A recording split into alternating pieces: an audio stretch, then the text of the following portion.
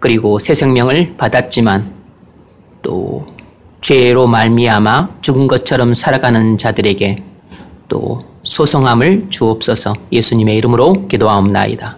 아멘. 자, 서론 부분 읽어보세요. 지난 시간에 우리는 빌립보서의 메시지 기뻐하라에 관하여 살펴봤습니다. 오늘은 옥중 서신인 골로새서를 살펴보겠습니다. 골로새서도 빌립보서처럼 사도 바울이 62년경 로마의 감옥 안에서 골로새 교회들에게 썼습니다. 바울이 에베소에서 전한 복음을 듣고 회심한 에바브라는 에베소부터 루커스 교국과 작은 도시 골로새에 이르는 지역에 복음을 전했습니다. 에바브라는 골로새 사람으로서 그리스도인이 된 후 고향으로 돌아가 복음을 전했습니다.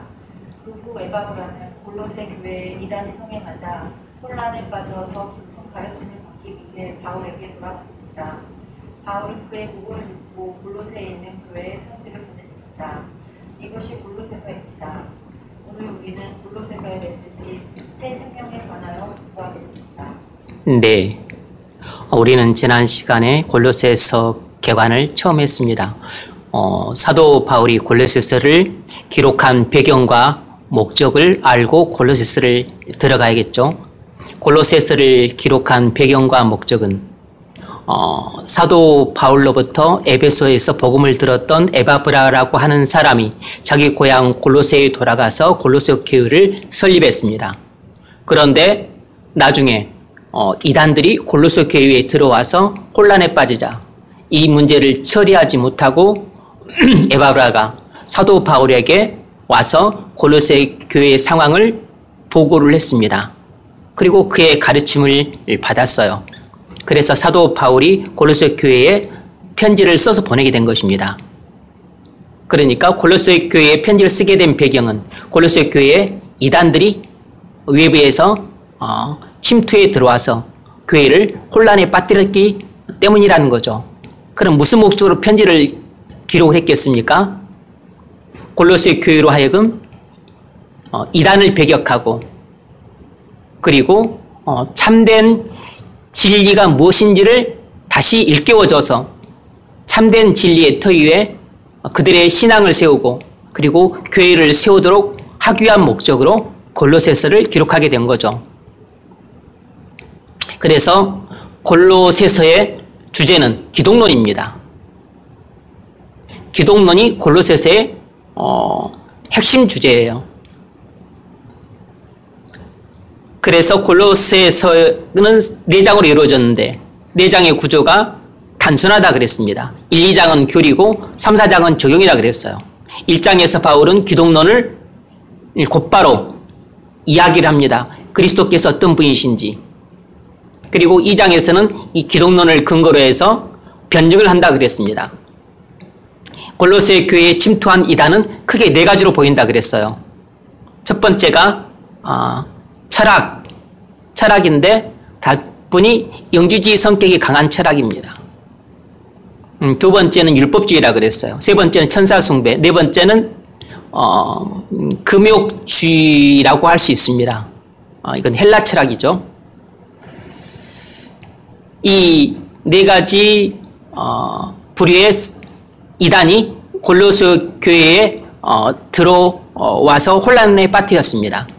그래서 이것들이 이단적 성격을 갖고 있음을 입증하고 그리고 그들에게 올바른 신앙에 거하라고 촉구를 하죠. 이제 그 내용을 3장에서부터 4장 6절까지 전개를 합니다. 그래서 주로 3장 1절부터 4장 6절까지가 바울이 이 교리를 근거로 해서 권면하는 내용이에요. 그래서 실천적인 권면을 합니다. 아주 강력한 실천적인 권면을 합니다. 그리고 4장은 인사말로 끝나요. 이것이 골로새서의 구조라 그랬습니다. 그런데 우리는 이 골로새서 전체를 관통하는 또 그 하나의 주제가 있는데 이 새 생명이라고 하는 주제예요. 그래서 새 생명이라고 하는 관점에서 이 골로새서를 살펴보려고 합니다. 그래서 지난 첫 번째 문제 읽어보십시오. 골로새서에게 그 사상을 믿으십시오. 우선은 우리가 그리스도 안에서 갖고 있는 새 생명을 다루고 있습니다. 우리는 사람이 천재 변화가 과연 가능한지 궁금해합니다. 골로새서에 나타난 새 생명의 특징은 무엇입니까? 네. 골로새서는 우리가 그리스도 안에서 갖고 있는 새 생명을 다루고 있다 그랬습니다. 우리는 사람이 참된 변화가 가능한지 궁금해합니다. 우리가 그리스도를 믿게 되면 새 생명을 받는다고 하는데 그 새 생명이 도대체 뭔가? 새 생명을 받게 되면 어떤 변화가 일어나는가? 이런 것들을 알고 싶어 해요. 골로새서에 나타난 새 생명의 특징은 뭔가? 이걸 세 가지로 말할 수 있다 그랬습니다. 첫 번째는 지난 시간에 말씀드렸어요. 새 생명은 하나님에 의해 시작되고 끝난다 그랬습니다. 새 생명은 하나님에 의해 시작되고 끝나요. 새 생명은 하나님이 주십니다. 그리고 새 생명은 하나님을 위해 살게 해요. 그리고 새 생명은 하나님과 동행합니다. 이런 세 가지 특징을 갖고 있다는 것을 지난 시간 살펴봤습니다. 두 번째로 새 생명은 어떤 특징을 갖고 있는가? 새 생명은 우리를 변화시킨다는 겁니다. 이것이 아주 중요하죠. 새 생명은 하나님께서 우리에게 거저 주시는 선물이에요. 그리스도를 믿는 자에게 하나님이 값없이 주시는 선물입니다. 그런데 그 선물로 받은 새 생명이 우리를 변화시켜요. 어떻게 변화시키는가? 이것도 이 구체적인 특징이 세 가지가 있는데 오늘은 첫 번째 하나만 살펴보겠습니다. 새 생명은 우리를 변화시키는데 어떻게 변화시키는가? 새 생명은 우리를 근본적으로 변화시킵니다. 새 생명은 우리를 근본적으로 변화시켜요. 여러분, 새 생명으로 말미암은 변화에는 크게 두 가지가 있습니다. 새 생명으로 말미암는 변화는 크게 두 가지 변화가 일어나요. 무슨 변화냐면 하나는 존재의 변화가 일어나고 두 번째는 행위의 변화가 일어나요.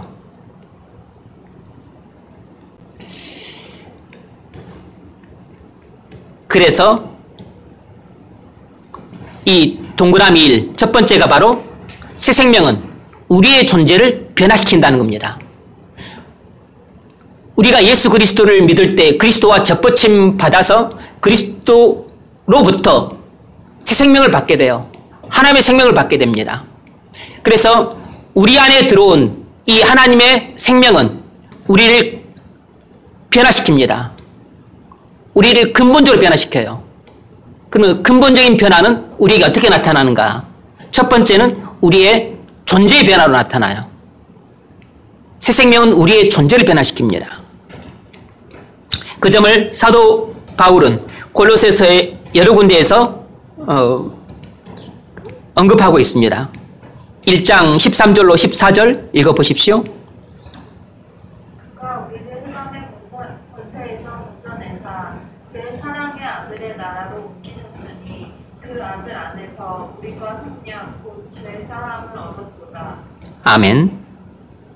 1장 13절 14절입니다. 그가 우리를 흑암의 권세에서 건져내사 그의 사랑의 아들의 나라로 옮기셨으니 그 아들 안에서 우리가 속량 곧 죄사함을 얻었도다. 여기에 무슨 변화가 나타났죠? 사단 나라의 백성에서 하나님 나라의 백성으로의 신분의 변화가 나타났어요.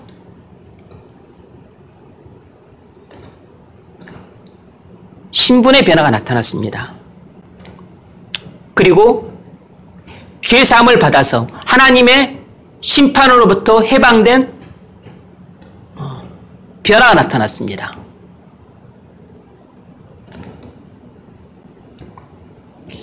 이러한 것이 존재의 변화예요. 1장 21절, 22절 읽어보십시오. 전에 악한 행실로 멀리 떠나 마음으로 원수가 되었던 너희를 이제는 그의 육체의 죽음으로 말미암아 화목하게 하사 너희를 거룩하고 흠없고 책망할 것이 없는 자로 그 앞에 세우고자 하셨으니. 아멘. 우리는 전에 하나님의 원수였었는데 이제는 그리스도 안에서 하나님과 화목하게 된 자녀가 되었습니다. 우리는 예수를 믿고 그리스도 안에서 우리에게 놀라운 변화가 일어났어요. 하나님의 원수에서 하나님의 자녀라고 하는 놀라운 변화가 일어났습니다. 우리의 신분의 변화죠. 우리의 신분의 변화입니다. 이런 신분의 변화는 본질적으로 우리의 존재의 변화에 속해요.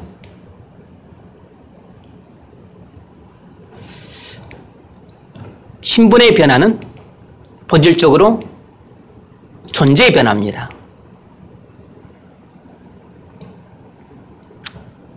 2장 9절로 15절 읽어보십시오.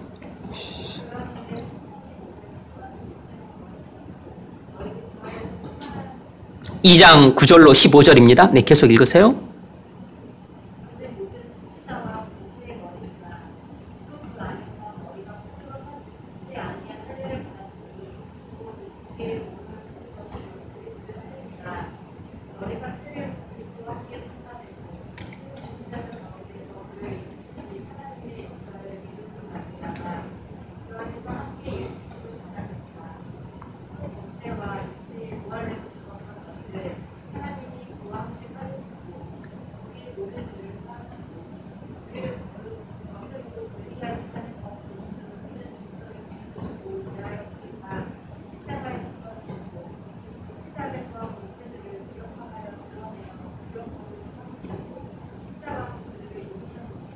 아멘.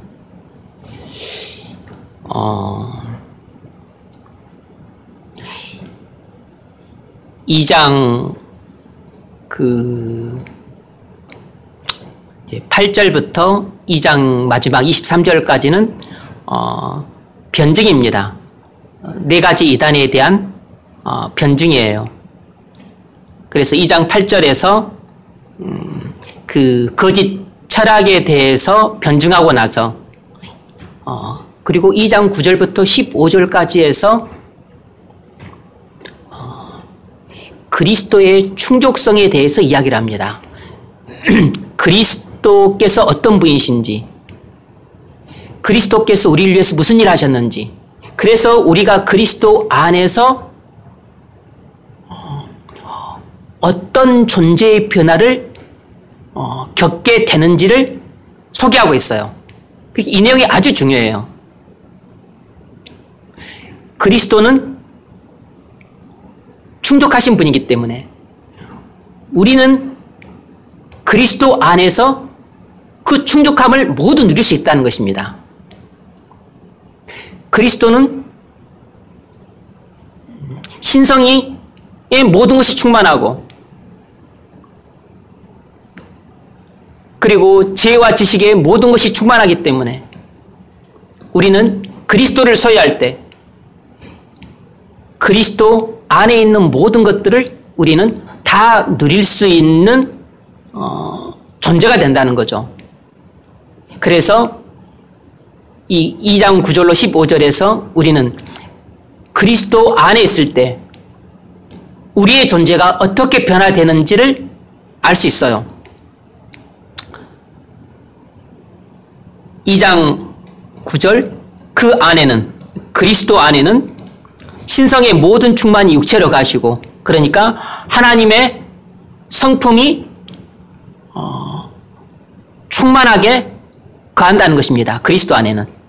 그래서 우리가 그리스도 안에 있으면 하나님의 성품으로 우리도 충만하게 될 수 있다는 것이에요.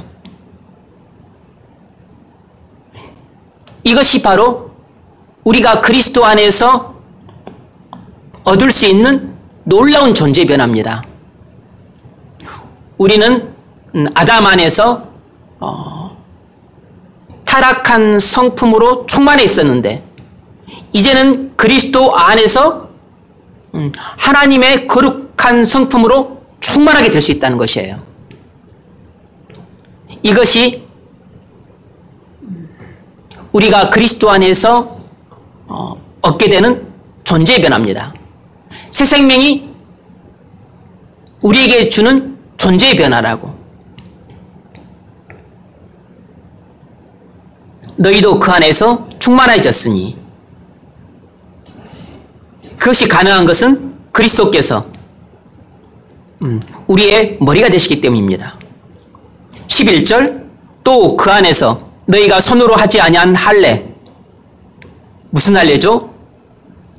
육의 몸을 벗는 할례라는 것입니다. 육의 몸이라고 하는 것은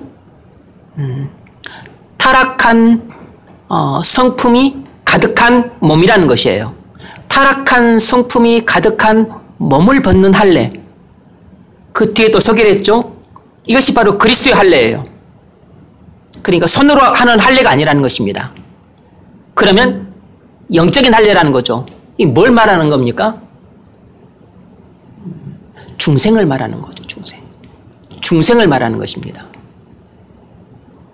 성령으로 세례를 받아서 거듭나는 것을 말하는 것이에요.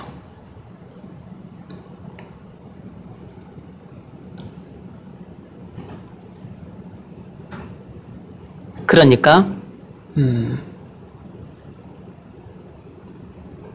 우리 안에 성령으로 세례를 받아서 새 생명이 들어오는 것을 말하는 거죠.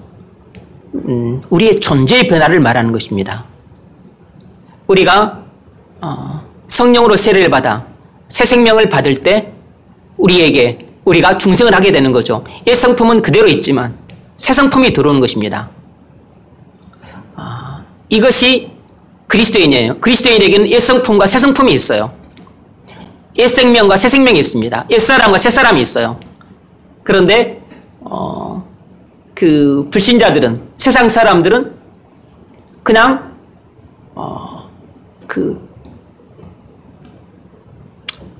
옛 성품만 있습니다. 새 성품이 없어요. 옛 본성만 있습니다. 새 본성이 없어요. 옛 사람만 있어요. 새 사람이 없습니다. 그래서 그들은 한 본성만 갖고 있습니다. 그런데 그리스도인은 세상 사람과 겉모양은 똑같은데 속 사람이 달라요. 그리스도인 안에는 두 본성이 있습니다. 옛 본성과 새 본성이 있어요. 이것이 엄청난 차이입니다. 그래서 세상 사람들은 그냥 옛 본성에 아주 충실하게 살아가요. 왜냐하면 옛 본성밖에 없으니까 옛 본성의 지배를 받으면서 옛 본성에 아주 충실하게 살아가요. 그런데 그리스도인은 옛 본성과 함께 새 본성이 있기 때문에 둘이 투쟁을 합니다. 싸워서 엎치락뒤치락 이기거니 지거니 하는 것이에요.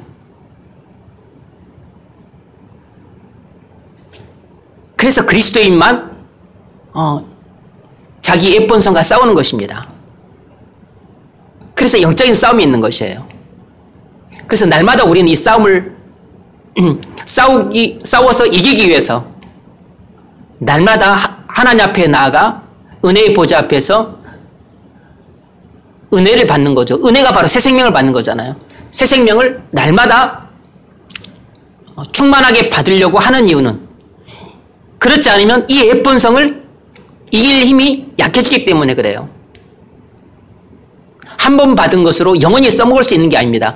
한 번 받은 생명은 영원히 있긴 하지만, 그러나 옛 본성도 녹록지 않고 강하기 때문에 우리가 옛 본성에 지고 또 패배하는 삶을 살다 보면 이 새 생명의 힘도 약화되는 것이에요. 이것이 살아있기 때문에 강하기도 하고 약하기도 하는 것입니다.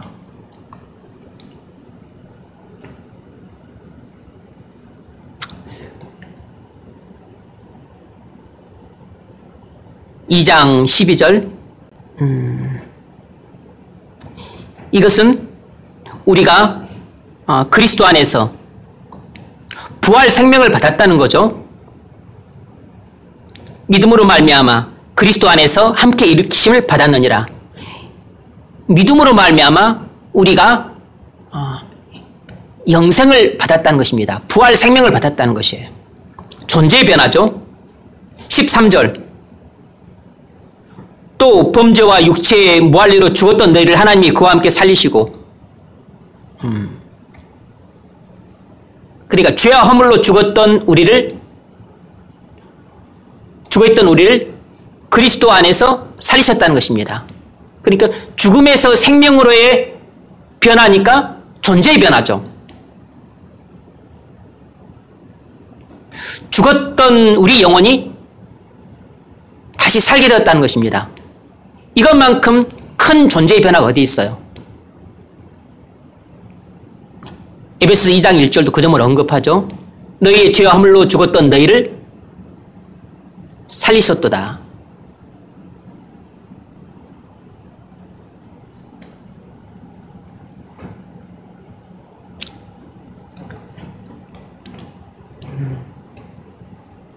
새 생명은 우리에게 존재의 변화를 가져왔습니다. 죽어있던 우리 영혼을 살렸어요. 그래서 살렸단 말은 하나님께 대해 살아났다는 거죠. 그래서 예전에는 하나님이 있는 줄도 몰랐는데 이제는 하나님이 존재하신 줄 알고, 예전에는 하나님이 어떤 분인 줄 몰랐는데 이제는 하나님이 어떤 분인지 알게 됐어요. 예전에는 죄에 대해서 알지 못했었는데 이제는 죄가 무엇인지 알게 되었고, 의가 무엇인지 알게 되었고, 그리고 또 진리와 거짓에 대해서 알게 되었어요. 우리 영혼이 살아났기 때문에 천국과 지옥이 실제한다는 것을 알게 되었고, 그리고 무엇이 옳고 그른지를 알게 되었습니다. 생명을 가졌기 때문에 알게 된 것이에요. 14절. 우리를 거스르고 불리하게 하는 법조문을 쓴 증서를 지우시고 지하여 버리사 십자가에 못 박으시고, 이 무슨 뜻입니까? 14절은 우리가 그리스도 안에서 율법의 정죄로부터 해방되었다는 뜻입니다. 율법의 요구로부터 해방되었다는 뜻이에요. 율법의 그 정죄 아래에서 벗어나게 되었다는 뜻입니다.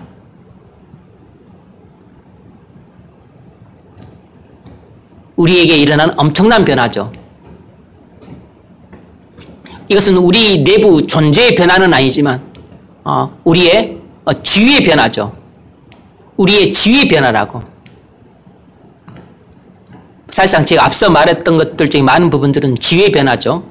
하나님의 원수의 사람의 자녀가 되었다는 변화. 지금처럼 율법의 정죄 아래에서 벗어났다는 변화. 이건 다 지위의 변화입니다. 엄밀히 말하자면 존재의 변화, 내부의 변화, 우리 존재의 변화라기보다는 우리 지위의 변화죠. 우리 신분의 변화입니다. 어쨌든 그리스도 안에서 우리에게 일어난 변화예요.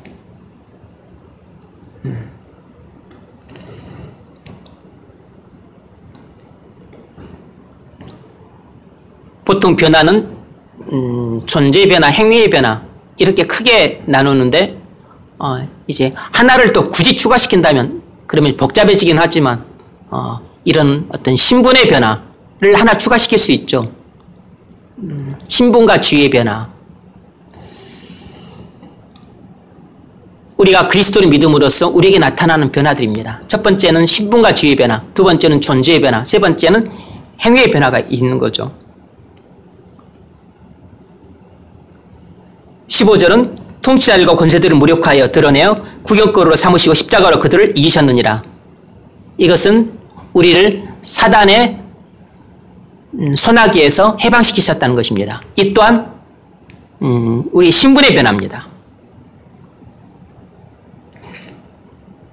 그래서 이 2장 9절로 15절에서는 우리가 예수 그리스도를 믿어서 그리스도인이 되었을 때 우리에게 어떤 변화들이 일어났는가? 여기에 언급된 변화들은 대부분 신분의 변화와 그리고 존재의 변화를 언급하고 있어요.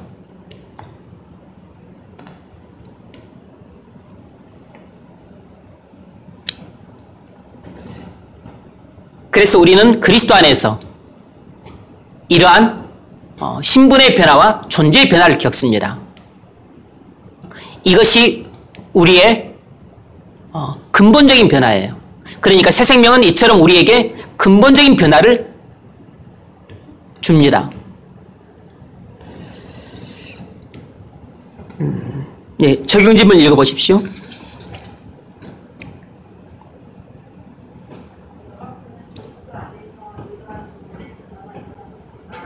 네.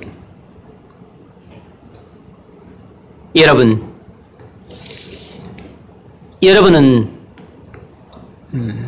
그리스도 안에서 이러한 신분의 변화가 일어났습니까? 신분의 변화가 일어났느냐 하는 것은 사실상 우리가 변화가 일어났다 해서 어떤 그것을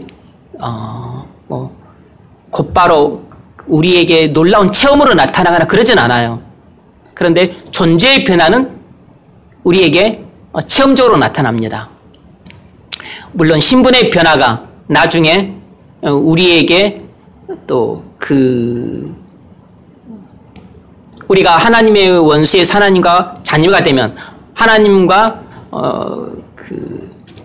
관계가 소원하다가 하나님과 화목하게 되니까 우리가 이것을 나중에 경험할 수 있죠. 맛볼 수 있습니다. 그런데 당장 하나님의 원수에서 자녀로 변화되었다고 해서 그 순간 체험을 하는 게 아니에요. 의 변화는 우리가 체험할 수 있습니다.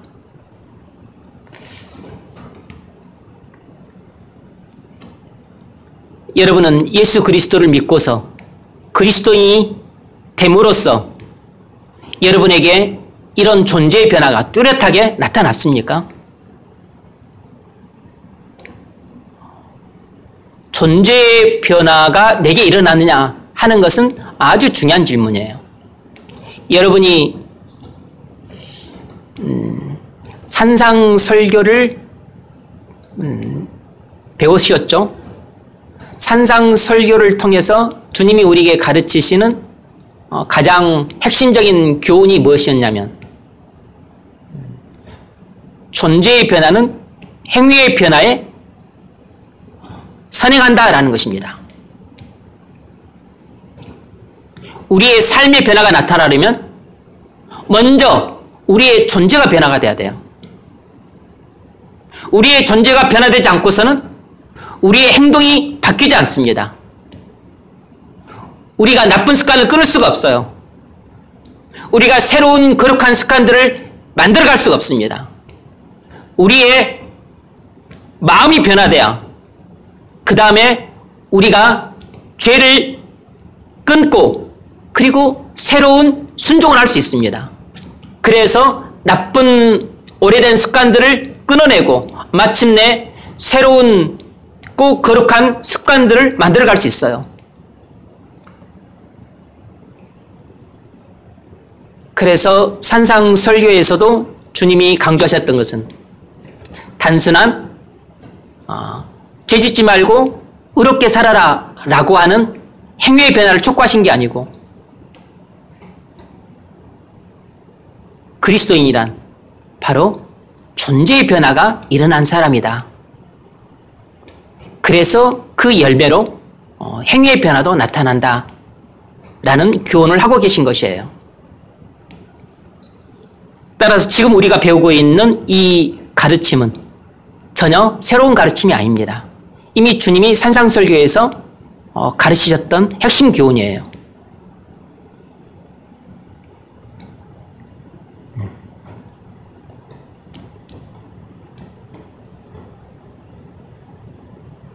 혹시 졸립거나 그러면 에어컨 히터 끄세요. 두 번째로 새 생명은 우리의 행위를 변화시킨다는 것입니다. 새 생명은 우리의 행위를 변화시킵니다. 3장 1절로 4절 읽어보십시오. 3장 1절로 4절. 그러므로 너희가 그리스도와 함께 살리심을 받았으면 너희는 그리스도께서 하나님 우편에 앉아있으니까 위의 것을 생각하고 땅의 것을 생각하지 말라. 이는 너희가 죽었고 너희 생명이 그리스도와 함께 하늘로 나는 감수하였습니다. 우리 생명이신 그리스도께서 나타나실 때 너희 생명과 함께 나타나리라. 아멘. 3장 1절부터는 이제 그동안 다루었던 교리를 적용하는 대목이죠. 그래서 사도 바울이 이제 골로새 교인들에게 이렇게 살라고 아주 강력하게 권면한 대목이에요. 그러므로 라고 하는 접속사는 이제 이론적인 교리를 마치고 이제 이것에 입각해서 내가 너희들에게 실제로 이렇게 살라고 가르치겠다라고 하는 뜻의 접속사인 거죠. 그러므로 너희가 그리스도와 함께 다시 살리심을 받았으면 무슨 말입니까? 너희가 그리스도를 믿고 너희 안에 존재의 변화가 일어났다면 이제 너희는 이렇게 살아야 된다라는 것입니다. 그러니까 존재의 변화가 일어났다면 너희가 이런 행위의 변화가 마땅히 일어나야 된다는 것입니다. 존재의 변화가 일어난 사람에게는 이런 행위의 변화가 일어날 수 있기 때문에 가만히 있으면 이런 행위의 변화가 일어나는 건 아니고 이런 행위의 변화가 일어나게끔 순종하라는 것입니다. 존재의 변화는 새 생명이 들어옴으로써 일어났기 때문에 여전히 새 생명의 그 인도를 따라서 순종하면 행위의 변화도 일어난다는 것입니다. 그러므로 너희가 그리스도와 함께 다시 살림심을 받았으면 너희가 새 생명을 받았으면 너희가 새 생명을 받아서 너희의 마음이 변화되었다면 이런 삶을 살라는 것입니다. 뭘 어떻게 말했죠? 위의 것을 찾으라. 위의 것을 찾으라. 뭘 말하는 것입니까? 삶의 목표의 변화를 말하는 것이에요. 삶의 목표가 바뀌어야 된다는 것입니다. 그동안에는 이 세상에서의 성공을 삶의 목표로 삼았어요. 그게 바뀌어야 된다는 것입니다. 이 세상에서의 성공, 이 세상에서의 출세, 이 세상에서의 행복한 삶, 그것이 나의 그동안의 삶의 목표였는데 나의 존재가 바뀌었다면 내가 새 생명을 받아서 나의 존재가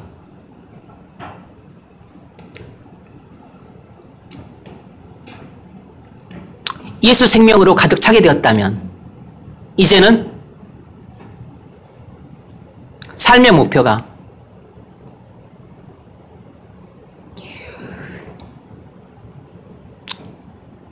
하늘나라에서 영광을 얻는데 둬야 된다는 것입니다. 부활의 소망에 우리의 모든 삶의 목표를 둬야 된다는 것이에요.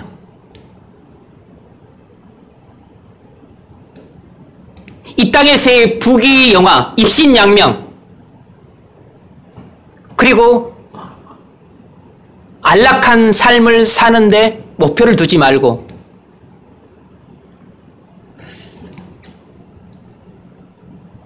장차 하나님 나라에서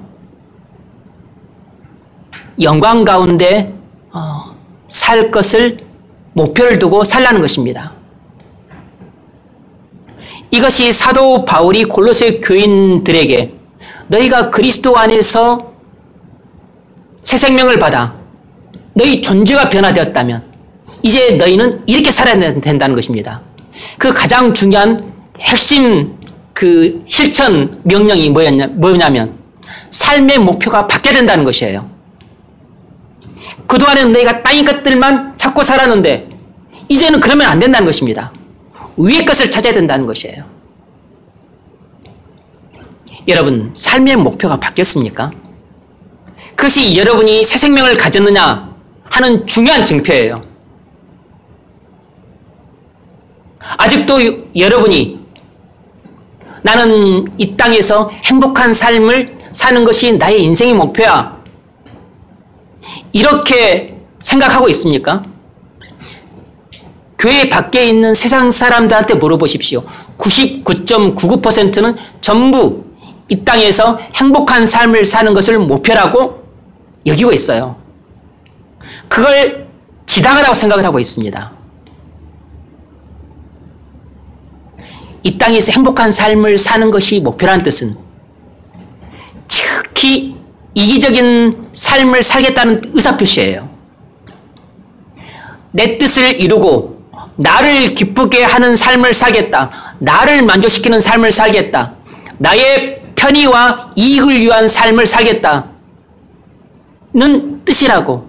그러니까 내 뜻을 이루고 나를 기쁘게 하고 나를 만족시키고 하고 그리고 내가 원하는 그런 그 편안한 삶을 산다면 그것이 나를 행복하게 만드니까 나 중심의 삶을 살겠다는 뜻이라고.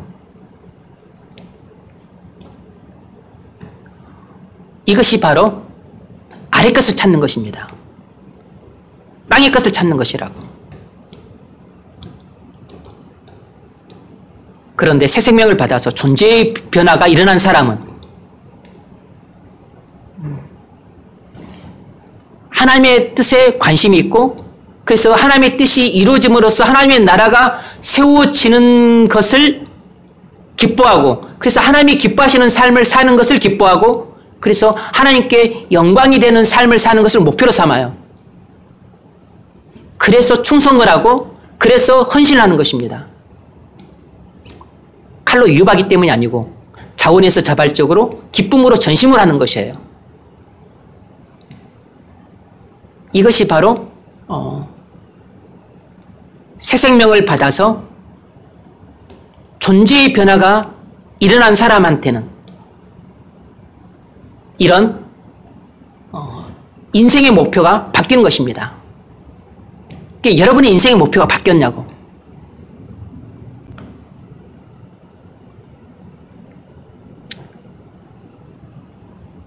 거기는 그리스도께서 하나님 우편에 앉아 계시느니라.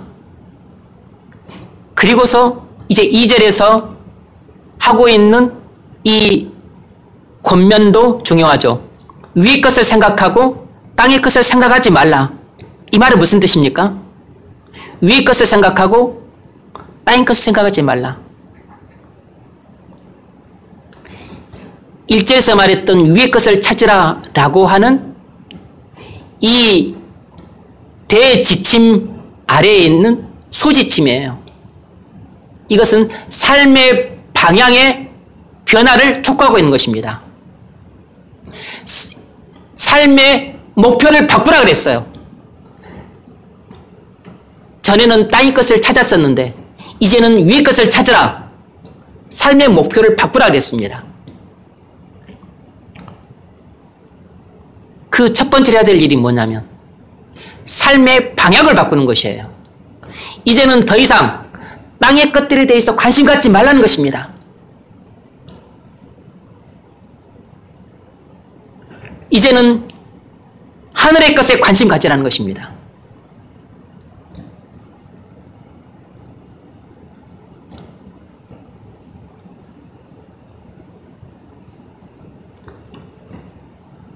삶의 방향을 촉구하고 있어요. 삶의 방향의 변화를 촉구하고 있다고. 왜냐하면 너희가 죽었고 너희 생명이 그리스도와 함께 하나님 안에 감추었음이니라. 죽었다는 말은 죄에 대해서 죽었다는 말입니다. 우리는 그리스도 안에 있음으로써 하나님에 대해서 살아났고 죄에 대해서 죽게 된 것입니다. 우리가 그리스도 밖에, 우리가 아담 안에 있었을 때는 하나님에 대해서 죽어 있었고 죄에 대해서 살아 있었어요. 그러니까 하나님의 지시는 받지 않고 죄의 지배를 받았다고. 그런데 그리스도 안으로 옮겨지면서 우리의 존재 변화가 일어났습니다. 죽었던 하나님에 대해서 살아났고 살아있던 죄에 대해서 죽게 되었어요. 그래서 더 이상 죄의 지배를 받지 않고 하나님의 지배를 받게 된 것입니다. 왜냐하면 너희가 땅의 것들에 대해서 죽었다는 것입니다. 너희 생명이 그리스도와 함께 하나님 안에 감추었음이니라. 우리 생명이신 그리스도께서 나타나실 그때 너희도 그와 함께 영광 중에 나타나리라. 이처럼 새 생명은 우리의 행위를 변화시킵니다. 우리의 삶을 변화시켜요. 우리의 존재가 변화되면 우리의 가치관이 바뀝니다. 우리의 인생관이 바뀌어요. 우리의 세계관이 바뀐다고. 우리의 인생의 목적을 바꾸게 됩니다. 우리의 인생의 목표가 바뀌게 돼요. 목표가 바뀌니까 당연히 예전에는 늘 땅의 것들에 대해서 관심이 많았어요. 돈을 많이 버는데, 그리고 또 사회적인 안정된 지위를 얻는데, 그리고 남들 정도는 집을 사고 차를 갖는데, 그리고 남들만큼 놀러 다니는데, 그리고 남들만큼 폼나게 사는데, 이런 데 관심이 많았어요. 늘 땅의 것들 생각을 했다고. 그래서 얘들한테 기죽지 않도록 우리 애들 돈 없어도 브랜드 옷 입히고, 그래서 얘들을 공부를 잘 시켜야 나중에 얘들도 잘 사니까, 그래서 학원 순례를 보내고, 그래서 11조는 안 내도 애들 어학연수는 보내고, 헌금은 안 해도 얘들 유학은 보내고, 그렇게 사는 것입니다. 뭐 하는 거죠? 땅의 것들만 생각하고 사는 것이에요. 위의 것을 생각 안 하고. 지금도 교회 안에 있는 많은 사람들이 땅의 것만 생각하고, 그리고 위의 것은 별로 생각을 안 합니다. 교회 안에 있는 많은 사람들이 정확하게 말하자면 위의 것도 생각하고 땅의 것도 엄청나게 많이 생각해요. 그러니까 두 가지를 다 누리려고 합니다. 땅에서는 땅의 것 누리고, 그리고 나중에 땅을 떠날 때는 또 하늘의 것도 누려야 되니까 또 하늘의 것도 생각을 하는 것입니다.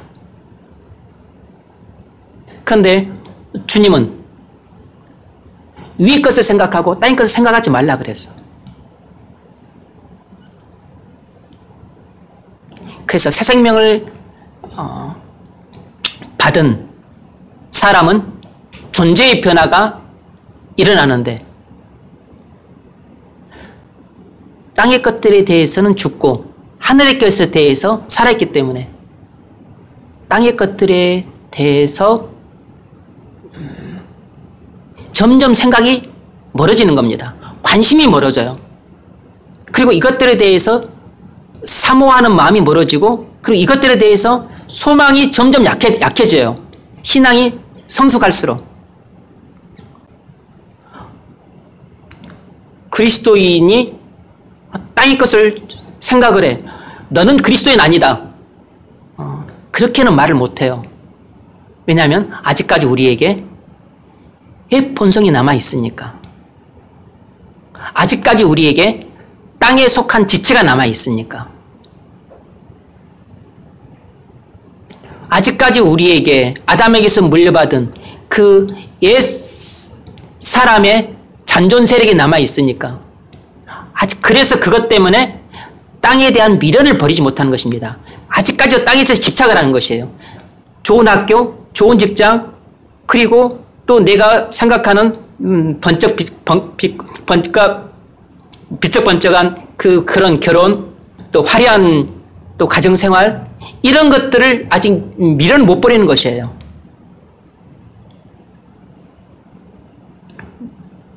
그리스도인이 되어도 그럴 수 있습니다.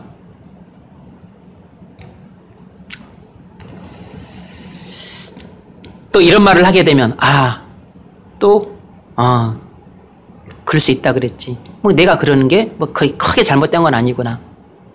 이렇게 또 그 불신으로 받는 사람은 또 죄를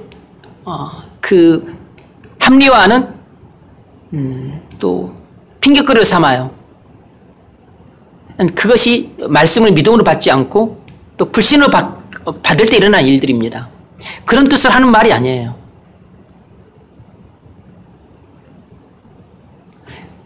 새 생명을 받아서 존재의 변화가 일어났다 그래서 그때로부터 시작해서 땅의 것을 완전히 끊어버리고 위의 것만 100% 생각하는 그런 삶을 사는 것은 아니란 뜻입니다.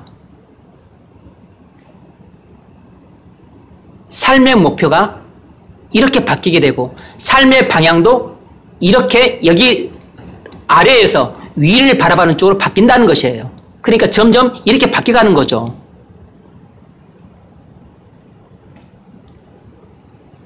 신앙이 성숙할수록 땅의 것들에 대해서 관심을 그만큼 적게 갖고 하늘의 것들에 대해서 그만큼 많이 생각하는 것입니다. 관심이 많아요. 알고 싶어하고 사모하고 궁금해하고 그리고 그때 소망이 있으니까 알기 위해서 성경을 읽고 그래서 사모하니까 이야기 나누기 좋아하고 그리고 그것들에 대해서 얻지 못하면 애통해하고 슬퍼하고 그러는 거죠. 누구는 큰 차 타는데 나는 조그만 차 타니까 참 창피스럽다, 부끄럽다, 수치스럽다. 뭐 그런 것에 그렇게 크게 관심을 갖지 않는 것입니다.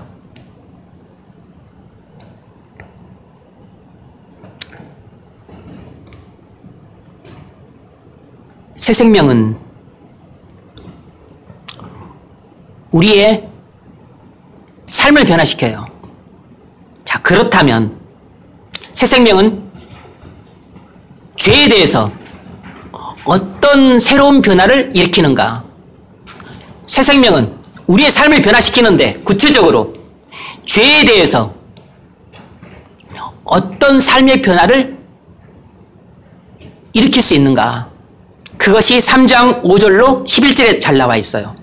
3장 5절로 11절. 우리 같이 한번 그 다음 읽어보세요. 그러므로 땅에 있는 지체를 죽이라. 그 분단과 부정과 사욕과 악한 정욕과 탐심이니 탐심은 우상숭배니라. 이것들로 말미암아 하나님의 진노가 임하느니라. 너희도 전에 그 가운데 살 때에는 그 가운데서 행하였으나 이제는 너희가 이 모든 것을 벗어버리라. 곧 분함과 노여움과 악의와 불안과 너희에게 부끄러운 말이라. 너희가 서로 거짓말을 하지 말라. 옛사람과 그 행위를 벗어버리고 새 사람을 입었으니 이는 자기를 창조하신 이의 형상을 따라 지시기까지 새롭게 하시는 이는 자니라. 거기에는 헬라인이나 유대인이나 헬레파나 무할레파나 야만인이나 수부디아인이나 종이나 자유인이 차별이 있을 수 없나니 오직 그리스도는 만유시요 만유 안에 계시니라. 아멘. 우리가 새 생명을 받아서 우리의 존재가 변화되었다면, 다시 말해서 우리의 마음이 변화되었다면 우리는 구체적으로 죄에 대해서 어떤 삶의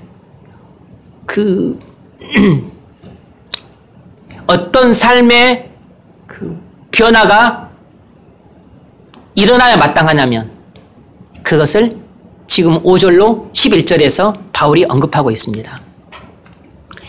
이렇게 살라는 것입니다. 죄에 대해서. 그러므로 땅에 있는 지체를 죽이라 그랬어요. 뭘 말하는 것이겠습니까?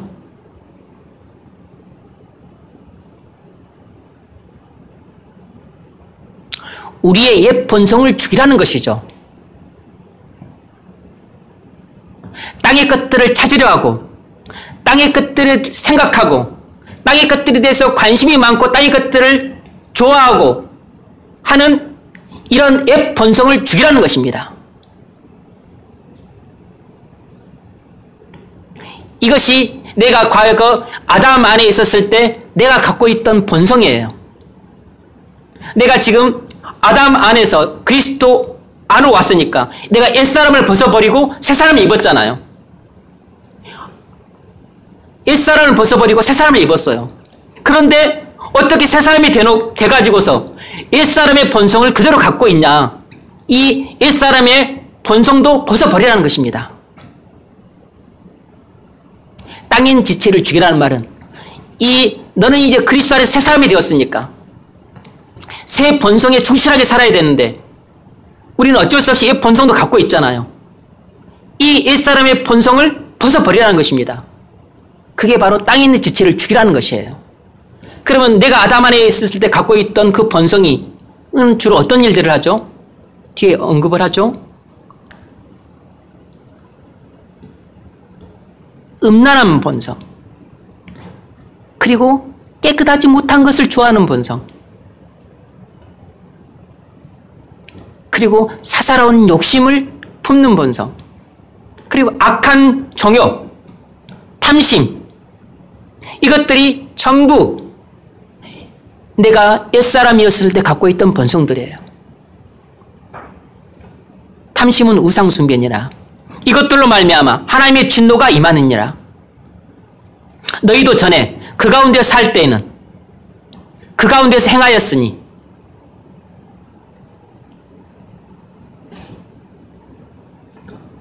우리가 그리스도 안에 오기 전에 아담 안에서 살 때에는 이런 본성에 충실하게 살았다는 것입니다. 그러나 이제는 너희가 그리스도 안에 있으니까 너희가 옛사람을 벗어버리지 않았느냐. 그러므로 옛사람의 본성도 벗어버리라는 것입니다. 우리가 옛사람은 벗어버렸지만 옛사람의 본성은 아직도 갖고 있어요. 이것은 우리가 이 땅에 살면서 평생토록 날마다 벗어야 되는 것들입니다. 음란을 벗어버리고 부정을 벗어버리고 사욕을 벗어버리고 악한 정욕을 벗어버리고 탐심을 벗어버려야 돼요. 그런데 벗어버려도 남아있어요. 이것들은 옷을 100겹, 1000겹, 10,000겹을 입고 있기 때문에 계속 벗어야 되는 것입니다. 이것을 존 오웨이는 죄 죽음이라고 말하죠. 죄를 날마다 죽이면 죄가 조금씩 약화돼요. 죄를 날마다 죽이지 않으면 죄는 날마다 더 강해져 가요. 이 옛 본성을 벗어버리라는 것이에요. 곧 뭐죠? 분내는 것, 그리고 노여워하는 것, 악한 뜻을 뿜는 것, 비방하는 것, 그리고 부끄러운 말을 하는 것,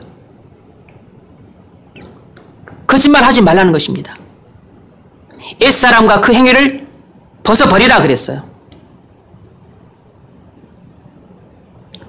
이 말은 여기서 옛사람은 옛 본성을 말하는 것입니다. 옛 본성과 그래서 옛 본성으로부터 나오는 그런 죄악된 삶을 벗어버리라는 것입니다. 다시 말하면 그 죄된 본성과 그리고 죄된 본성으로부터 나오는 죄악된 삶들을 다 끊어버리라는 것입니다. 왜냐하면 벗어버리고 새 사람을 입었으니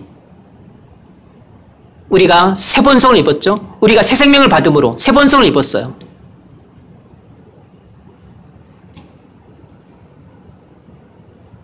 이는 자기를 창조하신 이의 형상을 따라 지세기까지 새롭게 하심을 입은 자니라. 우리가 하나님의 형상을 따라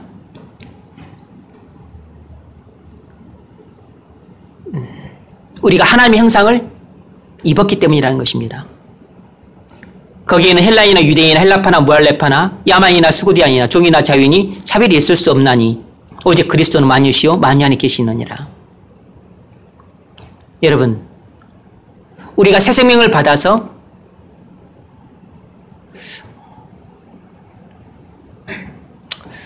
우리의 마음이 변화가 되면 우리는 성령의 인도를 따라서 아직까지 우리에게 남아있는 이 죄된 본성과 싸워서 이길 수 있습니다. 그래서 이 죄된 본성으로부터 나오는 이 악한 행위들과 싸워서 이길 수 있어요. 그래서 이런 행위들을 끊어버릴 수 있다고.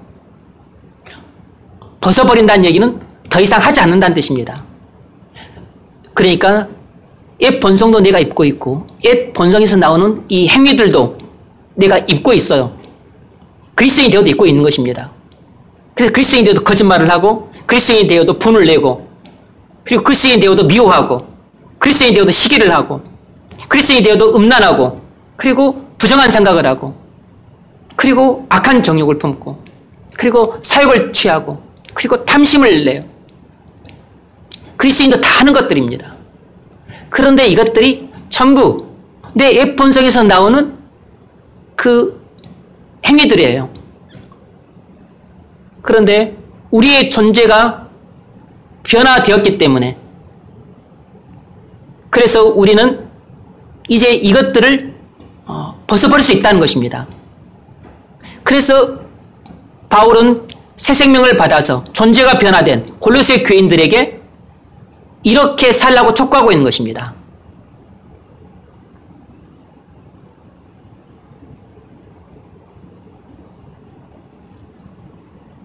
옛 본성과 싸워서 이기라는 것입니다. 더 이상 옛 본성의 옛날처럼 옛 본성의 지배를 받아서 노예처럼 살지 말라는 것이에요. 옛 본성의 그 강한 유혹을 물리치라는 것입니다. 그래서 더 이상 게으르게 살지 말고 더 이상 음란한 그 행실들 하지 말고 그리고 그 불결한 생각들 하지 말고 그리고 거짓말 하지 말고 그리고 그 악한 그 정욕을 쫓아서 그렇게 또 행동하지 말고 그리고 탐심을 품고서 그렇게 물질에 탐심을 품고 그 돈에 대해서 그렇게 탐심을 품고 그리고 다른 사람의 인정을 받는 것에 대해서 탐심을 품고 다른 사람들의 사랑을 독차지하는 데 탐심을 품고 그러지 말라는 것입니다. 우리는 다른 사람들로부터 인정받기를 원하는데 다른 사람이 인정받는 거 싫어해. 사람들의 사랑을 네가 다 독차지하고 싶어. 그래서 어떤 애는 동생 있으면 좋겠냐? 동생 놔줄까? 필요 없대. 왜냐하면 엄마 아빠 사랑이 동생한테 또 많이 빼앗길 것 같으니까 필요 없대. 그냥 엄마 아빠는 나만 사랑하면 된대. 그런 애들도 있어.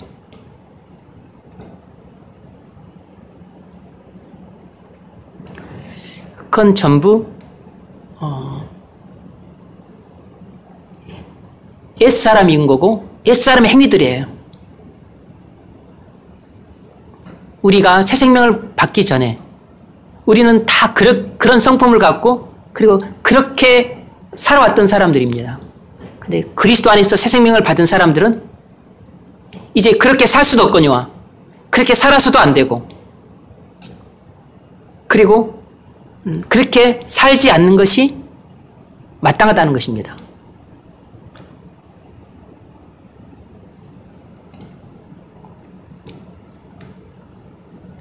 여러분, 우리의 존재가 그리스도 안에서 변화되었다면 우리의 행위도 역시 똑같이 변화되어야 돼요. 우리의 존재가 변화되었는데 우리의 행위는 변화되지 않는다. 그런 일은 있을 수 없어요.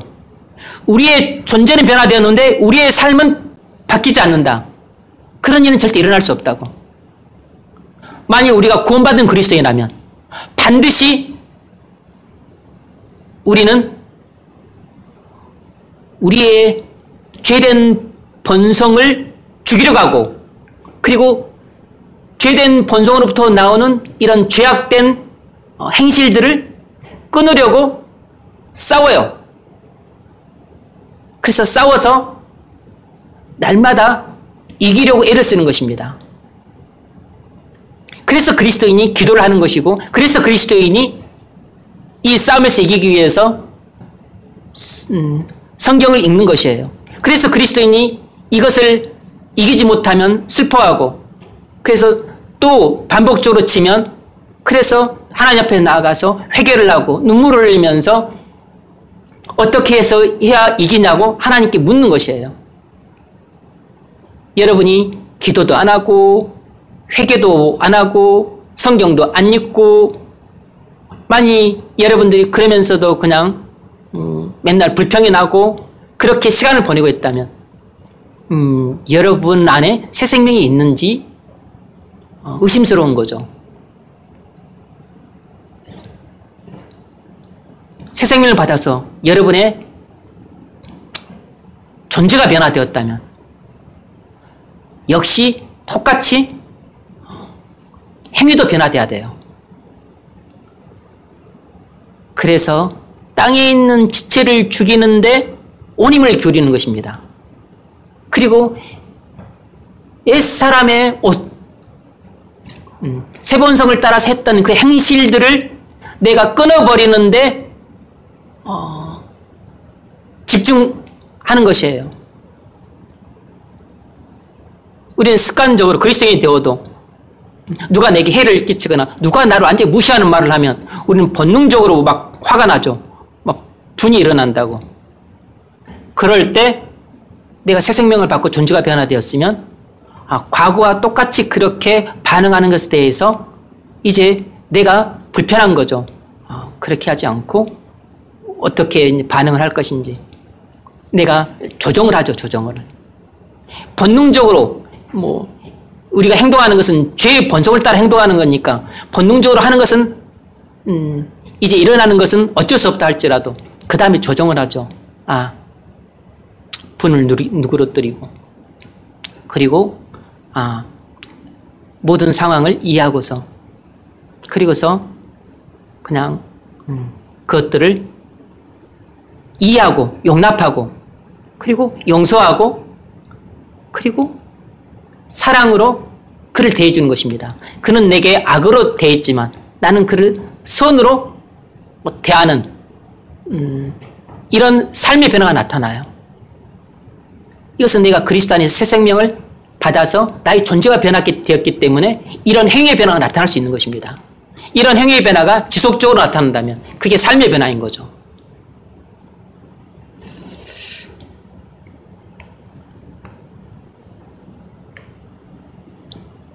날마다 우리의 지성을 죽이려고 하고, 날마다 이 지성에서 나오는 죄된 행위들을 끊어버리려고 싸우는 것, 이것이 바로 영적인 싸움입니다. 그래서 우리가 새 생명을 받아서 우리의 마음이 변화되었다면, 마음이 변화된 사람은 이 영적인 싸움을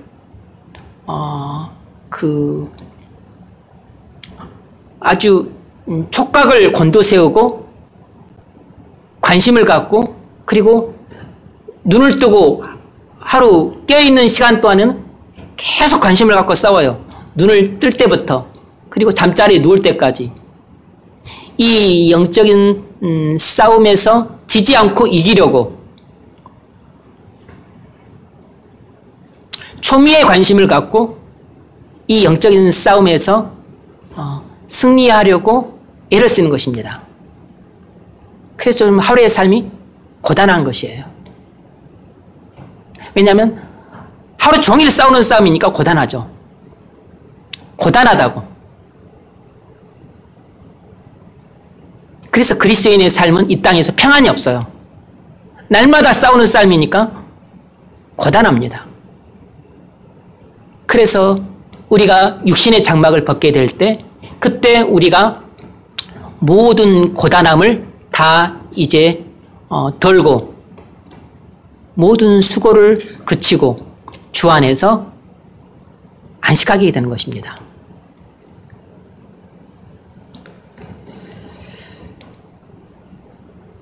또 새 생명은 우리의 행위를 변화시킨다 그랬는데, 첫 번째는 죄에 대해서 죄를 죽이고 또 죄악된 행위를 끊어버리려고 하는 이런 새로운 변화가 일어난다 그랬습니다. 이제 또 반대로 새 생명은 우리에게 하나님에 대해서 어떤 새로운 행동의 변화와 삶의 변화를 주는가. 이 또한 새 생명이 우리에게 주는 변화예요. 우리의 존재가 변하면 하나님에 대한 우리의 행위가 변하고 삶이 바뀌어요. 그것을 3장 12절부터 4장 6절까지 바울이 기록해 놨어요. 3장 12절부터 4장 6절까지 읽어보십시오. 그러므로 너희는 하나님이 택하사 거룩하고 사랑받는 자처럼 긍휼과 자비와 경청과 온유와 오래 참음을 얻고. 네. 3장 12절은 우리가 새 생명을 받게 되면 우리에게 새로운 성품의 변화가 일어난다는 것을 보여줘요. 그러니까 이것이 우리 존재의 변화입니다. 12절은 새 생명이 우리의 존재를 변화시킨다는 것이에요. 어떻게 존재를 변화시키냐면 교만한 사람을 겸손하게, 그리고 분노를 잘 내는 사람을 온유하게, 그리고 성급한 사람을 오래 참게, 그렇게 성품을 변화시킨다는 겁니다. 그리고 무정한 사람을 긍휼이 넘치는 사람으로, 잔인했던 사람을, 모질었던 사람을 자비로운 사람으로, 이렇게 성품을 변화시킨다는 겁니다. 성품의 변화는 존재의 변화예요. 우리 내면의 변화입니다. 새 생명은 반드시 우리의 성품을 이렇게 변화시켜요. 그래서 새 생명은 우리의 성품을 이렇게 변화시키기 때문에 이런 성품의 변화가 일어나게 되면 우리는 이런 성품의 변화로 말미암아 이제 13절부터 언급되는 다음과 같은 선한 행실의 변화들이 나타나요. 읽어보세요. 계속해서.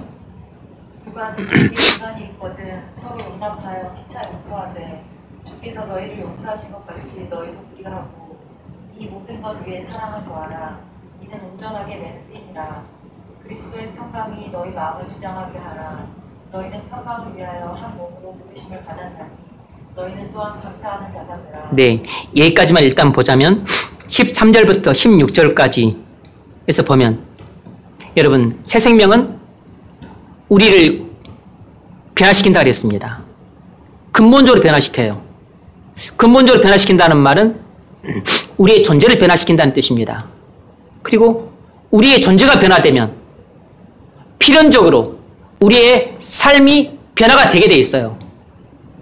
그래서 새 생명은 우리에게 이런 하나님의 성품을 줍니다. 긍휼과 자비의 성품을 줘요. 겸손과 온유와 오래 참음의 성품을 줍니다. 그래서 우리가 그리스도 안에 새 생명을 받아서 이런 존재의 변화를 겪게 되면 우리의 성품이 긍휼과 자비로, 그리고 겸손과 온유와 오래 참음의 성품들을 우리가 갖게 되면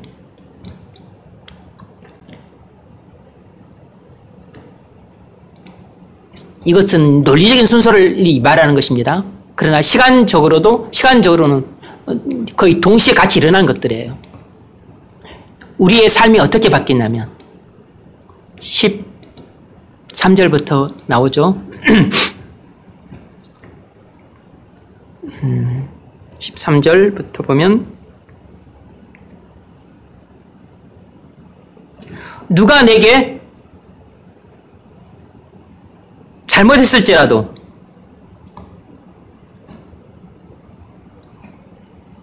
용납하라는 것입니다.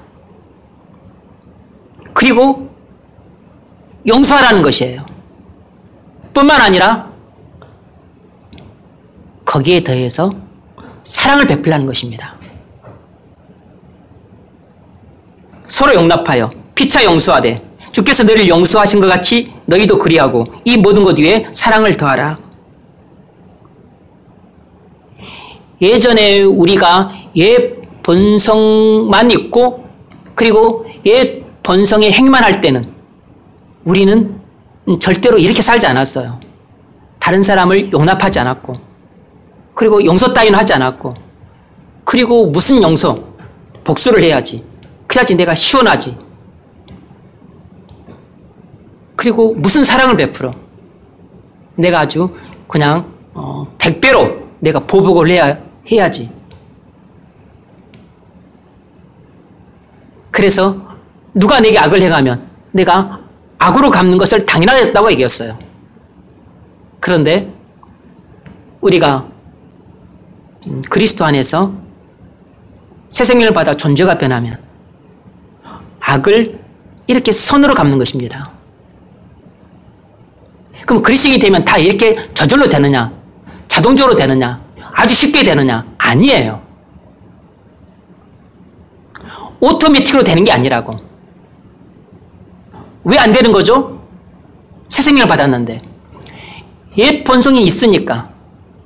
옛 본성이 그걸 막는다고. 옛 본성은 먼저 우리가 무슨 외부로부터 자극을 받으면 먼저 작동하는 것은 옛 본성이에요. 이게 원래 뿌리 깊게 남아있던 것이니까. 새 본성은 나중에 들어온 거잖아요. 그래서 본성적으로 악을 악으로 갚으려고 하는 것입니다. 그래서 이것은 도저히 내가 용납 못해. 그리고 보복을 해야 돼. 그래야지 정의를 실현하지. 그래서 이 그리스도의 가르침을 일단 생각을 못하는 것입니다. 그런데 새 본성이 이것을 일깨워주는 거죠. 그래서 새 본성이 옛 본성은 그렇게 안 하려고 하죠. 그래서 새 본성이 옛 본성을 눌러야만 비로소 용납해 줄 수 있고 그리고 보복하려고 하는 그 유혹을 물리치고 정욕을 물리치고 보복하지 않고 용서해 주고 그리고 그걸로 끝내지 않고 그 위에 사랑을 베풀어 주는 것입니다. 이것은 전부 내게 있는 새로운 본성이 할 수 있는 일이에요. 새 생명이 나의 성품을 이렇게 변화시켜서 새 생명이 내게 그렇게 또 힘을 주고 그리고 나를 그렇게 인도할 때 우리가 믿음으로 순종할 때 이 일을 할 수 있는 것이라고. 오늘은 했지만 또 내일은 못할 수 있는 것입니다. 내일은 못했지만 그러나 모레는 또 할 수 있는 것이에요. 우리가 얼마나 성령으로 충만했냐에 따라서 하기도 하고 못하기도 하는 것입니다. 그런데 우리의 존재가 변화되었다면 우리는 이런 행동을 해야 되고 이런 삶을 사는 것이 마땅하다는 것입니다. 그리고 우리는 새 생명을 받은 사람은 전부 이렇게 살 수 있다는 것이에요. 그러니까 여러분이 그리스도 안에 있다면 우리는 본질적으로 다 이렇게 살 수 있어요. 살지 않는다면 성령의 인도하심에 우리가 불순종하는 것입니다.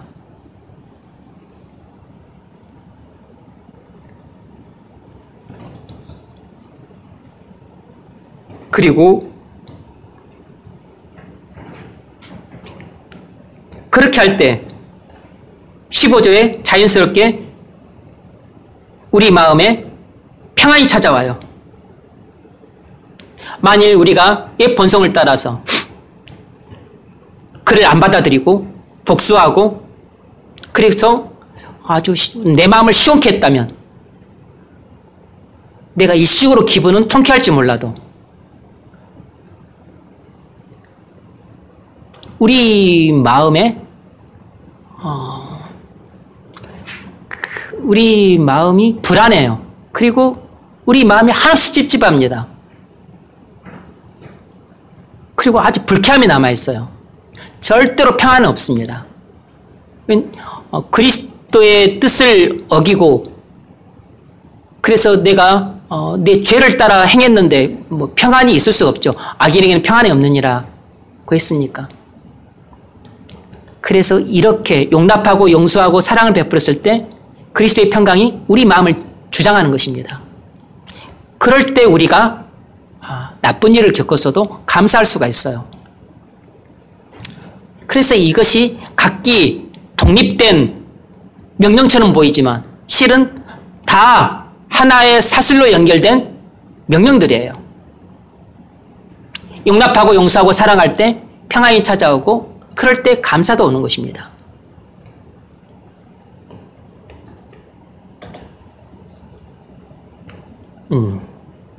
16절부터 계속 읽어보십시오. 그리스도의 말씀이 너희 속에 풍성히 거하여 모든 지혜로 피차 가르치며 권면하고 시와 찬송과 신령한 노래를 부르며 감사하는 마음으로 하나님을 찬양하고 또 무엇을 하든지 말에나 이에나 다 주 예수의 이름으로 하고 그를 힘입어 하나님 아버지께 감사하라. 네. 우리가 새 생명을 받아서 우리의 심령이 변화되면 우리는 앞서 같은 삶을 살 뿐만 아니라 우리는 찬양할 수 있고 또 감사할 수 있는 사람이 됩니다. 그리스도인이 됐다 그래서 늘 찬양하는 삶을 사는 게 아니에요. 늘 감사하는 삶을 사는 게 아닙니다. 그렇게 못 사는 경우들이 허다하기 때문에 바울이 이렇게 살라고 권면하는 것이에요. 너희가 존재가 변화되었다면 이제는 삶도 변화되어 마땅하지 않느냐. 그래서 이렇게 찬양하는 삶을 살라, 감사하는 삶을 살라고 촉구하고 있는 것입니다. 12절에서는 새로운 성품을 언급하고 있고 13절부터 4장 6절까지에서는 새로운 삶을 언급하고 있어요. 우리가 새 생명을 받아서 우리의 존재가 변화되면 다시 말해서 12절처럼 이런 성품들을 받게 되면 긍휼과 자비와 겸손과 온유와 오래 참음 같은 성품,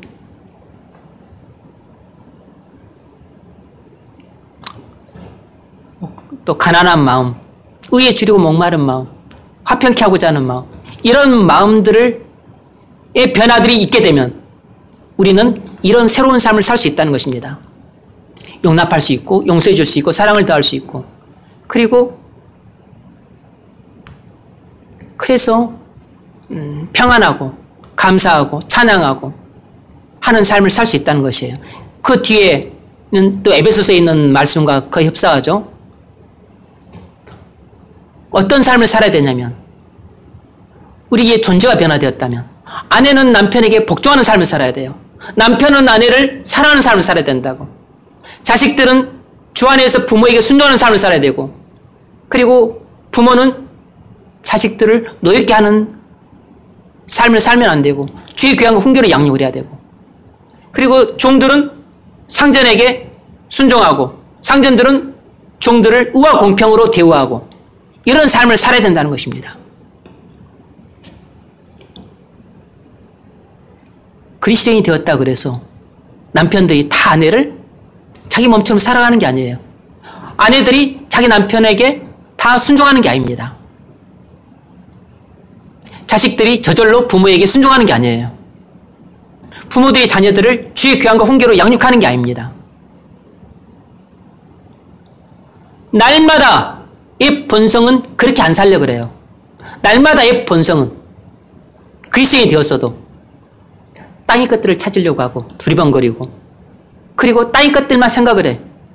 아이고 우리 새끼 좋은 옷 입혀야 되는데 좋은 학교 보내야 되는데 우리 집을 좀 넓혀야 되는데 놀러 가야 되는데 자기 받은 옷 좋은 옷 사야 되는데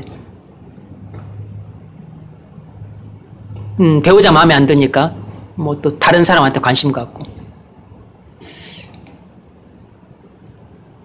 그런데 그리스도인일지라도 이런 욕도를 받아요. 그런데 그렇게 그렇게 살아서는 안 된다는 것입니다. 우리의 존재가 변화된 성도에게 이런 삶을 살라고 권면하고 있어요. 그것은 새 생명을 받아 존재가 변화된 성도는 이런 삶을 살 수 있기 때문입니다. 그래서 다시 한번 말씀드리지만 존재의 변화는 행위의 변화에 선행하는 것입니다. 우리의 삶이 변화되려면 먼저 우리의 마음이 변화돼야 돼요. 그래야만 우리의 행동이 변화될 수 있습니다.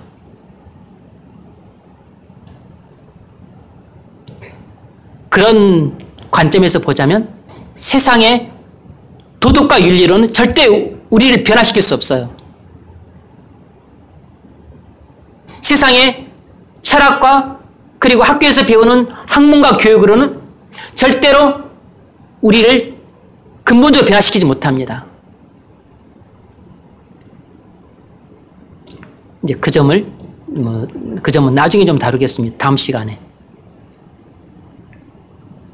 아무리 공부를 열심히 잘해도 절대로 사람은 안 바뀌어요. 왜냐하면 존재가 안 바뀐다고.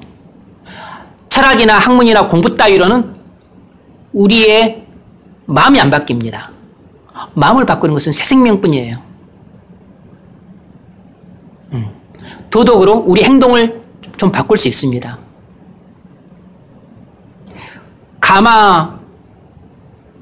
감동적인 이야기로 우리의 생각을 일부분 바꿀 수 있어요.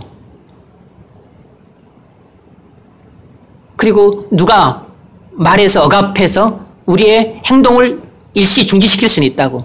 그러나 땅의 것들로는 어떤 것으로도 우리의 존재를 바꿀 수가 없어요. 우리의 존재를 바꿀 수 있는 것은 새 생명밖에 없습니다. 그리스도 안에 있는 하나님의 생명, 그것만이 우리 안에 들어와서 나의 죽은 영혼을 살림으로써 바꿀 수 있는 것이에요. 내게 새 생명을 주실 때, 내게 새로운 본성을 주심으로 그때 내 존재가 바뀌는 것입니다. 새 본성이 안 들어오면 우리 옛 본성은 절대 안 바뀌어요. 옛 본성은 여러분이 공부 잘한다고 바뀝니까? 철학이 바꾸는 것 아니에요. 도덕이 바꾸는 것 아닙니다. 부모님의 그 잔소리가 바꾸는 거 아닙니다. 선배의 권면이 바꾸는 거 아니에요. 절대 못 바꿔요. 오직 그리스도를 믿을 때 우리에게 주어지는 이 새 생명만이 우리를 바꿉니다. 그래서 우리의 존재를 바꾸고 우리의 행위를 바꾸는 것이에요.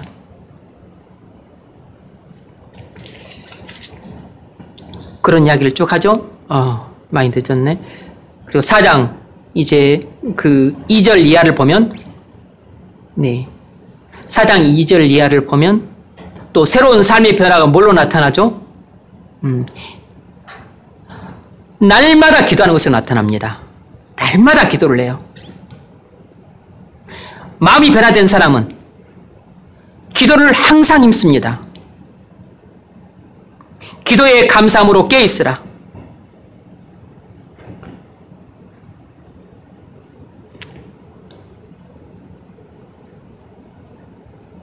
존재가 변화된 사람이라고 하면서 기도를 안 하는 사람이 있다.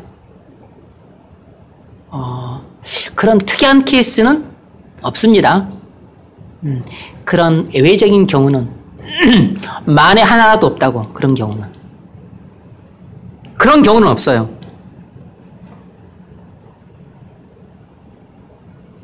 그리고 새 생명을 받고 존재가 변화되는데 전도에 관심이 없다. 그런 경우도 없어요. 그런 경우도 단 하나의 경우도 없습니다. 만분의 1도 그런 경우는 없어요. 하나님이 전도할 문을 우리에게 열어주사 그리스도의 비밀을 말하게 하시기를 구하노라. 새 생명을 받아 존재가 변화된 사람은 항상 전도에 관심이 많아요. 왜냐하면 영혼이 불쌍하니까 구령에 관심이 많은 것입니다. 그리고 새 생명을 받고 존재가 변화된 사람은 지혜로 행하여 세월을 아껴요. 그러니까 지혜롭게 행합니다. 지혜가 있어요. 지혜가.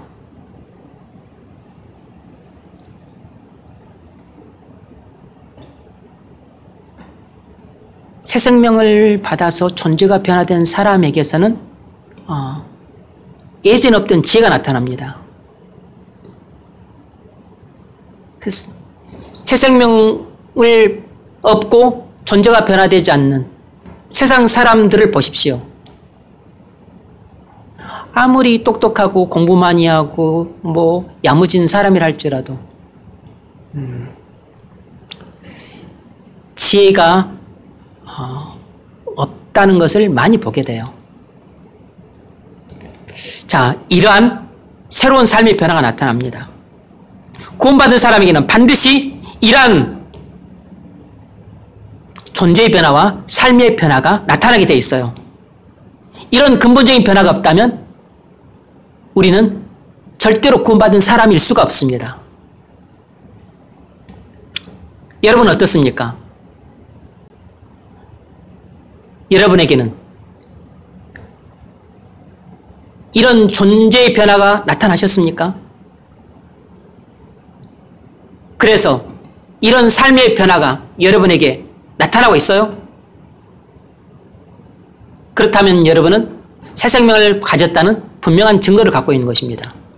새 생명을 받은 사람은 반드시 이런 존재의 변화가 나타나게 되어 있습니다. 그리고 이런 존재의 변화는 필연적으로 우리에게 이런 삶의 변화로 나타나요. 이런 존재의 변화와 이런 삶의 변화, 이 두 가지 변화를 우리는 열매라고 부르는 것입니다. 열매라고. 열매로 알지니 할 때 열매는 이런 우리의 존재의 변화와 또 우리의 삶의 변화 모두를 포함하고 있는 것이에요. 자, 적용점을 읽어보십시오. 여러분에게는 그리스도 안에서 이러한 근본적인 변화가 일어났습니다. 여러분은 그리스도 안에서 존재의 변화와 함께 삶의 변화가 일어났습니다. 네. 자, 두 번째. 이 여러분은 코로나로 말미암아 발생한 현 상황을 어떻게 이겨내고 이로 전화이동을 할 수 있습니까?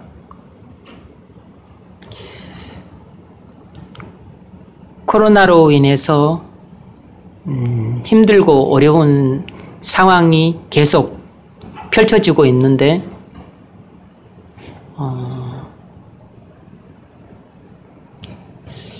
그렇지 않아도 세상에서 살아갈 때 힘들고 어려움이 많기 때문에 여러분들이 고난에 쓰러지거나 또 유혹에 나가 떨어지는 경우들이 많이 있습니다. 그런데 코로나로 인해서 이런 상황이 더 심각해지고 그리고 이런 유혹들이 더 커지게 돼요.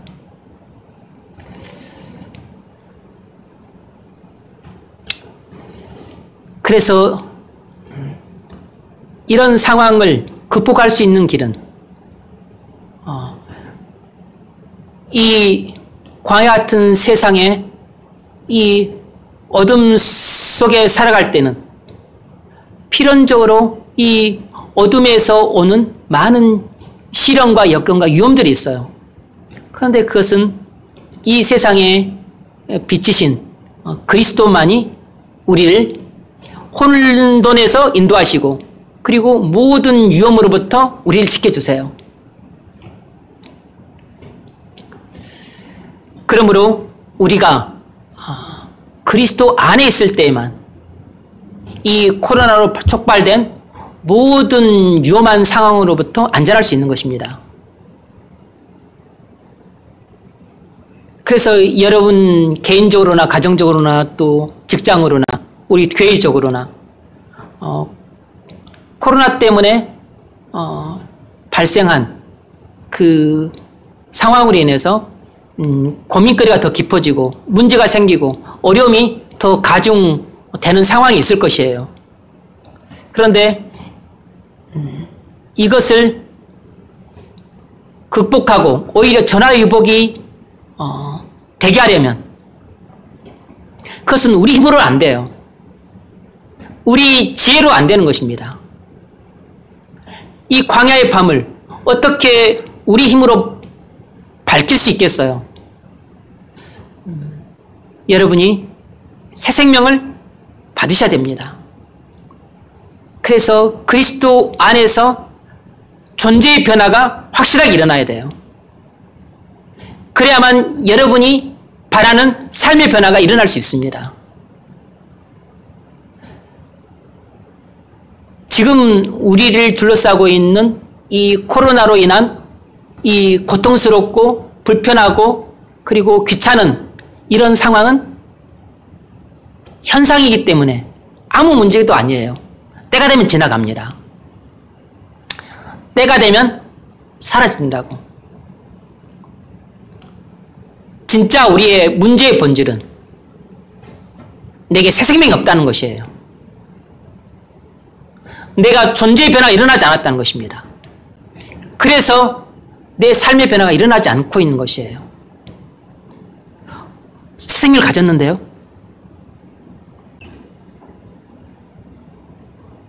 그럼에도 불구하고 무기력하고 무능력하다면 그건 죄 문제입니다.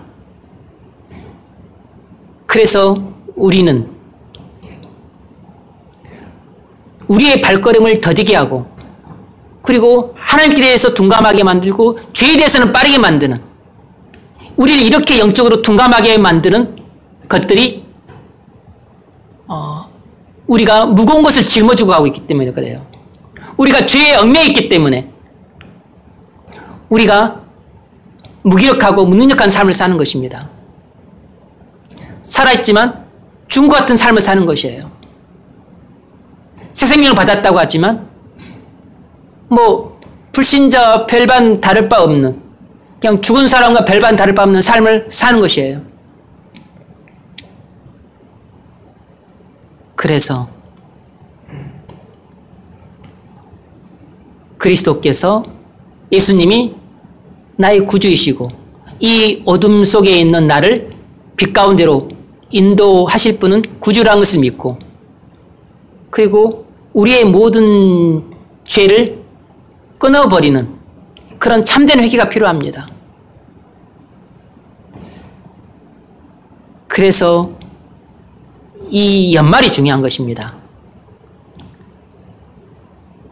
연초보다 연말이 중요하다고. 연말이. 시간은 계속되니까 연말과 연초가 의미가 없지만 그래도 의미 있게 하기 위해서 이 시간의 매듭을 지어놨어요. 그래서 올해가 가기 전에 반드시 내가 안고 있는 본질적인 문제를 해결해야 됩니다. 그리고서 새해를 맞이해야 새해에 새로운 삶을 살 수가 있어요.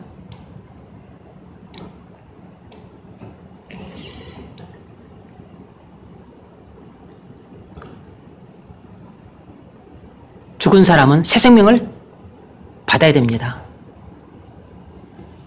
그리고 죄 가운데에서 기갈되어 무기력하게 살아가는 사람은 반드시 성령 충만함을 받아야 돼요. 그래서 악순환의 고리를 반드시 끊고 선순환이 시작되는 새로운 스타트를 해야 돼요. 그 일이 반드시 연초가 시작되기 전에 연말에 그것을 끝을 봐야 됩니다. 그것을 끊어내지 못하고 옛사람을 벗어버리지 못하고 새 벽돌을 맞게 되면 여러분은 새 벽돌부터 또 낙심과 침체와 아무 소망 없이 한 해를 열게 돼요. 그리고 그렇게 한 달이 지나가면 타성이 젖어서 또 그렇게 죄악된 길을 걷게 됩니다. 그래서 이 연초를 소망을 갖고 그리스도 안에서 밝은 빛 가운데 삶을 살아가고자 한다면 반드시 지금 여러분들이 어둠 속을 걸을 때, 여러분들에게 어둠이 찾아왔을 때 이 깊고 깊은 어둠의 밤을 눈물로 지속을 해야 돼요. 눈물로 기숙을 해야 된다고. 그래야지만 새 벽돌을 광명의 기쁨으로 맞이할 수 있습니다. 꼭 그렇게 하시길 주의 이름으로 축원합니다. 축담으로 마칩니다. 이제는 우리 주 예수 그리스도의 은혜와 하나님 아버지